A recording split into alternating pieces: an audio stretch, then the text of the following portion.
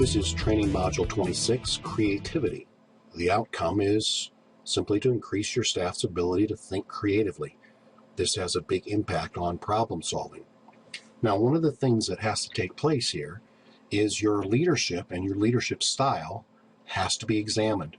You cannot expect creativity among your staff to increase if your leadership style is command and control. The more controlling you are as a leader, the less creative you allow your staff to be. So in the process of wanting your staff to be creative, you also have to give up control as a leader. Otherwise, you short-circuit creativity before it can even start. Now, this is some research on creativity. I won't even try and pronounce the researcher's name, but he lists out 5 different things that have to happen.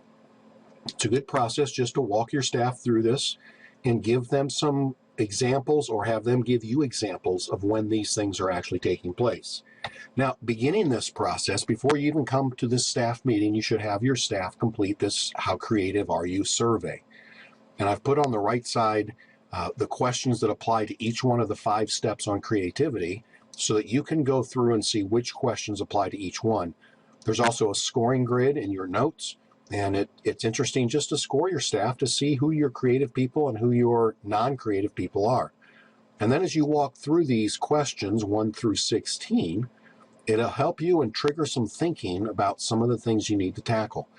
One of the things as a staff you may want to try is presenting a situation that is not working well or could work better, and have your staff to try and come up with creative ways to work through that.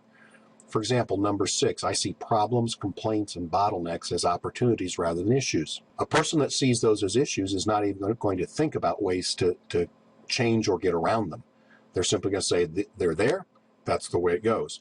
So here's what you want to do. You want to help your staff to start thinking through solutions to issues that are facing you as an agency. Now, in the workplace, some people are more creative than others, but everybody can be creative. That means you look for opportunities to improve the systems and processes, you gather information, you find main causes of issues and problems, and you generate and evaluate ideas. Don't forget that everybody on your staff needs to be more creative.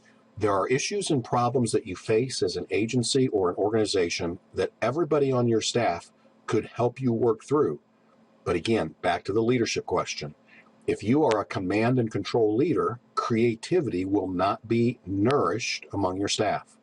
If you want to nourish creativity, here's a way to get thinking about it, but also keep in mind that leadership style directly impacts the creativity of a staff.